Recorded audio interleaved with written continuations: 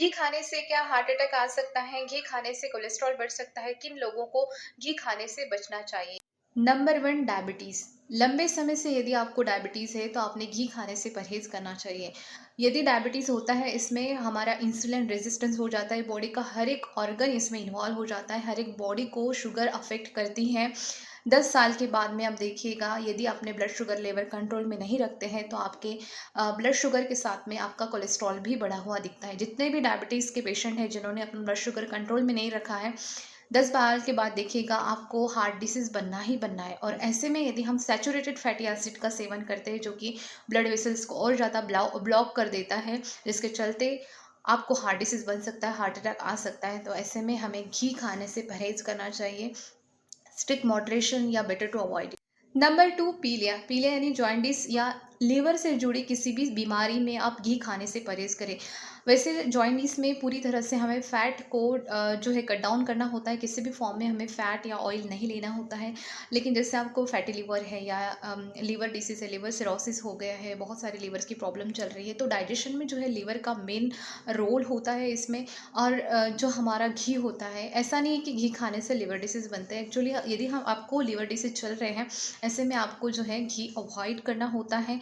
घी खाने से थोड़ा प्रॉब्लम और ज़्यादा बढ़ सकता है। यदि आपको पीलिया है तो आप जिस फॉर्म में फ़ैट ले रहे हैं उससे आपका पीलिया और बढ़ेगा। फैटी लिवर में बहुत स्ट्रिक्ट मॉडरेशन में यदि आप लेते हैं तो ठीक है, अदरवाइज़ स्किप करें। बेटर टू लिवर डिसीज़ में आप घी को ना सेवन करें तो बेहतर है। डिसलिपिडेमिया, यदि आपकी कोलेस्ट्रॉल लेवल हाई है, इवन दैट आपकी फैमिली हिस्ट्री में भी आपके जो फर्स्ट डिग्री रिलेटिव होते हैं, माता पिता है, मौसी है, चाचा है, बुआ है, ऐसे फर्स्ट डिग्री रिलेटिव में भी यदि उनका कोलेस्ट्रॉल लेवल बढ़ा हुआ आता है, फैमिली हिस्ट्री में यदि कोलेस्ट्रॉल से या हार्ट डिसीज़ से किसी की डेथ हुई है, तो अपने ये जीन्स में आ सकता है। तो हमें टाइट कंट्रोल रखना होता है हमारे ऑयल्स के इंटेक पे। स्पेशली सैचुरेटेड फैट का वैसे भी नॉर्मल इंसान को कम ही सेवन करना होता है, लेकिन यदि फैमिली हिस्ट्री आपकी स्ट्रांग है हार्ट डिसीज से जुड़ी, तो आपने तत्काल में घी खाना बंद कर देना चाहिए, स्टॉप कर देना चाहिए। घी इवन दैट जितना भी आपको सैचुरेटेड फैट मिल रहा है, जैसे कि आपने कोकोनट खा लिया या कोकोनट ऑयल आप ये लेते हैं, पाम ऑयल है जिसमें भी सैचुरेटेड फैटी एसिड जैसे बटर भी है, इसमें ज़्यादा होता है, इसे सेवन ना करें। फैमिलियर हाइपर कोलेस्टेमिया एक कंडीशन होती है, जेनेटिक का डिफेक्ट बॉडी में होता है, जैसे कि थोड़ा भी हम यदि फैट खाते हैं तो या नहीं खाने पर भी हमारे जो कोलेस्ट्रॉल लेवल है वो बढ़े हुए दिखे होते हैं, और हमें इसे कंट्रोल में रखना बहुत ज़रूरी होता है। ऐसी सिचुएशन में हमें घी खाने से बचना चाहिए। Given even that her type का जो सैचुरेटेड फैट होता है वो खाने से हमें बचना चाहिए। नेक्स्ट है, यदि आपकी सेडेंटरी लाइफस्टाइल है तो आपने इसे कम रखना है या अवॉइड करना है। सेडेंटरी लाइफस्टाइल में वैसे भी हमारा डाइट जो है, यदि हम कुछ भी चीज़ें ज़्यादा खा लेते हैं या इवन हमारा कार्बोहाइड्रेट का इंटेक ज़्यादा है और साथ में हम घी भी ले रहे हैं, तो ये हमारे बॉडी में जो है फैट सेल्स में ये डिपॉजिट होता रहेगा, ट्राइग्लिसराइड बढ़ेगा, एलडीएल भी बढ़ेगा और हार्ट डिसीज बनने के चांसेस ज़्यादा होते हैं। ऐसे में याद रखिए, 30+ है आप और सेडेंटरी लाइफस्टाइल आप यदि आपका है, आपको बिल्कुल भी टाइम नहीं मिलता है एक्सरसाइज करने के लिए, वर्कआउट करने के लिए, ना आपको चावल छोड़ना है ज़्यादा, ना आपको रोटियां कम करनी है, तो आप घी को जितना हो सके घी से आप दूर रहें। काफ़ी कम उम्र में लोगों को हार्ट डिसीज़ बन रहे हैं, हार्ट अटैक आ रहा है, उसमें हमारा डाइट का काफ़ी रोल होता है या हमारा जेनेटिक्स का काफ़ी रोल होता है या हमारी फैमिली हिस्ट्री का भी कुछ रोल इसमें आता है।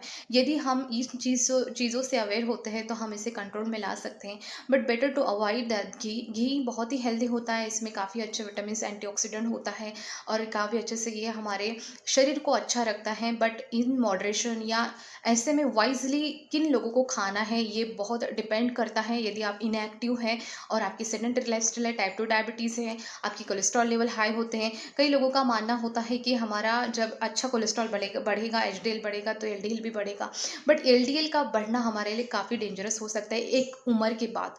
एज के बाद में हमें जितना हो सके सारी चीज़ों पे टाइट कंट्रोल होना ज़रूरी होता है। बहुत ही कम मात्रा में हमारे बॉडी में सैचुरेटेड फैटी एसिड की मात्रा जानी चाहिए, और घी जो बना है 99% इसमें आपको फैट ही मिलेगा, क्योंकि ये जो मलाई होती है, स्पेशली जो डायबिटीज़ को अवॉइड कहा जाता है, ये मलाई को जमा करके पूरा इसका वाटर वेपोरेट करके, जो इवेपोरेट करके इसका जो बनता है बाद में रेसिड्यू बनता है, उसे हम घी कहते हैं।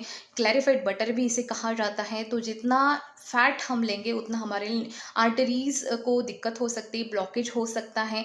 तो रिकमेंडेड अमाउंट में और स्ट्रिक्ट मॉडरेशन में यदि आप लेते हैं तो इसका आप फ़ायदा ले सकते हैं। लेकिन आपकी उम्र है और साथ में आपको डायबिटीज़ है, फैमिली हिस्ट्री आपकी स्ट्रॉन्ग है, आपको मेटाबॉलिक डिसऑर्डर चल रहे हैं, लिवर से जुड़ी समस्याएं आपको हैं, या आपको सेडेंटरी लाइफस्टाइल है, दूसरा आप कार्बोहाइड्रेट का इंटेक ज़्यादा कर रहे हैं, इन लोगों ने घी खाने से बचना चाहिए।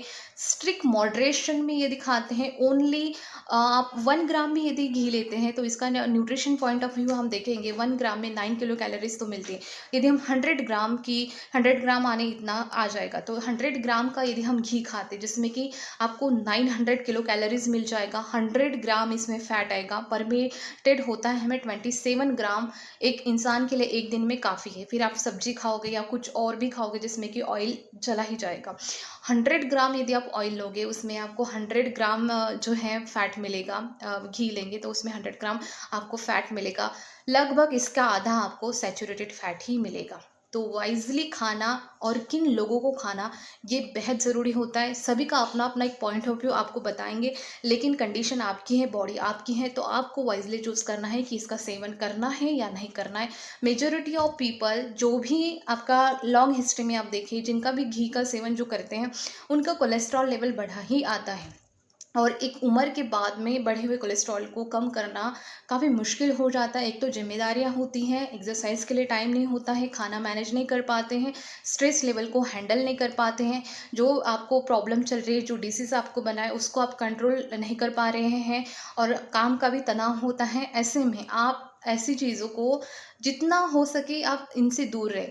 हम जो है ना शुगर का कंजप्शन हमें ज़्यादा करना होता है, ना ऑयल का कंजप्शन हमें ज़्यादा करना होता है, ना ही सॉल्ट का। एक उम्र के बाद में एक लिमिटेशन अपने लिए जो है, एक मर्यादा अपने लिए खाने से जुड़ी जो है, यदि स्वस्थ रहना है, किसी भी प्रकार की बीमारी से दूर रहना है, हार्ट अटैक से, हार्ट डिसीज से कम रखना है, तो ऑयल को वाइजली चूज़ करना है और एक सीमित मात्रा में लेना है। यदि फैमिली हिस्ट्री स्ट्रांग है तो हर बार डॉक्टर के पास जाकर अपना चेकअप ज़रूर करवाइए, मॉनिटर कीजिए, और जो चीज़ें अपनी हाथ में है, जिस चीज़ को हम कंट्रोल कर सकते हैं खाने को, जिससे कि हमारी समस्या और बढ़ सकती है, मेडिसिन की जो है खर्चा बढ़ जाता है। यदि हार्ट अटैक आ जाए तो 2-3 लाख का खर्चा और बढ़ जाता है। इसीलिए जो चीज़ें अपने को नुकसान, इसमें मेरा कोई फ़ायदा नहीं है कि आपको घी ना खाने के लिए बताओ, लेकिन और खाने के लिए बोलो, लेकिन काफ़ी पेशेंट मैंने देखे हैं जिनका घी कंजप्शन ज़्यादा होने की वजह से, या डेली बेसिस पे रोटी बिना घी के नहीं खाते ऐसे लोगों में, और उनका इनएक्टिव लाइफस्टाइल था, डायबिटीज़ के पेशेंट थे, उनका कोलेस्ट्रॉल लेवल जो है बढ़ा हुआ आता ही है। फिर उनका मेडिकेशन बढ़ा जाता है कोलेस्ट्रॉल का, या शुगर का मेडिकेशन उनका बढ़ जाता है, लाइफ एक्सपेक्टेंसी उनकी कम हो जाती है। Better to avoid, better to restrict, और जितना हो सके अपने स्ट्रेस को दूर रख। से जुड़ी समस्या से बचना है तो हमें वाइजली ऑयल का इंटेक करना है। दूसरा, जितना आप हैप्पी रहते हैं, गुड हार्मोन सीक्रेट होते हैं, जो कॉर्टिसोल जो कि शरीर में डैमेज फैलाता है, जिसके कारण काफ़ी चीज़ें अब नॉर्मल होना चालू हो जाती है, जिसकी वजह से इवन दैट हमारा कोलेस्ट्रॉल लेवल भी हाई हो सकता है। तो कोर्टिसोल को मेंटेन करने के लिए हमेशा हैप्पी रहे, खुश रहे, अपना इन्वायरमेंट अच्छा रखे। जितना हो सके ओमेगा 3 फैटी एसिड शरीर के लिए बेहद इंपॉर्टेंट रोल प्ले करता है, इन्फ्लामेशन को कम करता है। इवन दैट ये हमारे बॉडी की डिमांड होती है। देखिए, कुछ न्यूट्रिएंट ऐसे होते हैं जो शरीर खुद बना देता है और उसे पूर्ति कर लेता है। कोलेस्ट्रॉल की हमें नीड नहीं होती है, वो हमारे शरीर में खुद बन जाता है। लेकिन कुछ चीज़ों की एक्चुअल में नीड होती है और बॉडी हमसे डिमांड करती है, तो स्पेशली उसमें आता है omega 3 fatty acid. Omega 3 fatty acid के मल्टीपल बेनिफिट्स होते हैं। हार्ट को अच्छा रखता है, इन्फ्लामेशन को कम करता है, शुगर के ठीक कराता है। तो हमें जो लेना चाहिए, एक्चुअली हमारी ऑयल की डिमांड होती है ओमेगा 3 फैटी एसिड की, नॉट सैचुरेटेड फैट, मुफा फूफा, अनावश्यक मुफा फूफा हमें मॉडरेशन में चाहिए होता है। लेकिन आपको एक चीज़ बता दूँ, जो फूफा होता है, पॉली अनसैचुरेटेड फैटी एसिड का सेवन भी ज़्यादा करने से इन्फ्लामेशन शरीर में बन सकता है। जितना भी हम फूफा खा रहे, याद रखिए आपको अभी ओमेगा 3 फैटी एसिड लेना बेहद इंपॉर्टेंट होता है। देखिए जो ओमेगा 3 फैटी एसिड थी हम ज़्यादा भी कंजप्शन कर लेते हैं तो ओमेगा 6 में भी ये बन जाता है, लेकिन एक हेल्दी फैट्स में इसका डिस्ट्रीब्यूशन किया गया है। तो वो पूफा का ज़्यादा सेवन करने से भी जो है शरीर में ऑक्सीडेशन बढ़ता है, शरीर में इन्फ्लामेशन बढ़ने की संभावना ज़्यादा से ज़्यादा होती है। तो इसीलिए ओमेगा 3 का सेवन ज़्यादा से ज़्यादा करें। पूफा का सेवन जितना हो सके उतना कम क्वांटिटी में ही रखें। ओमेगा है या स्पेशल है फ्लैक्सीड, और दूसरा भांगजीरा या हमारा फिश, इसमें आपको ओमेगा 3 फैटी एसिड या नोरी शीट या अलगी जो होती है, अलगी के भी सप्लीमेंट्स मिलते हैं, इसका भी हम एज अ ओमेगा 3 करके हम इसका सेवन कर सकते हैं। यानी कि जितने भी हम ऑयल खा रहे हैं, सारे सोया है, राइस ब्रान है या सनफ्लावर है, ये सारे में जो होता है ओमेगा 6 ज़्यादा होता है, फूफावा का कंटेंट काफ़ी ज़्यादा होता है, इसमें ओमेगा 3 हमें नहीं मिल पाता है। इसलिए ऐसे सोर्सेस हमें लेना है जो कि आपको ओमेगा 3 मिले। ओमेगा 3 आपको ओमेगा 6 का कोटा पूरा कर देगा, ठीक है, लेकिन ओमेगा 6 ज़्यादा लेने से ओमेगा 3 नहीं बनेगा। ओमेगा 3 की जो एक्चुअल डिमांड होती है वो कम होने की वजह से हार्ट डिसीज जो बन रहे हैं, हार्ट अटैक जो आ रहे हैं, उसी के चलते है इन्फ्लामेशन बन रहा है शरीर में, इंसुलिन रेजिस्टेंट हो रहा है या लीवर आपका फैटी बन रहा है। इसमें सारा जो है हम बोलेंगे कि जिसकी हमें डिमांड थी हमने उसका पूर्तता न करने की वजह से जो है ये दिक्कत हो सकती है। तो इसी तरह की जानकारी के लिए आप सब्सक्राइब करें और जितना हो सके वीडियो को शेयर करें, और थैंक्स फॉर वॉचिंग।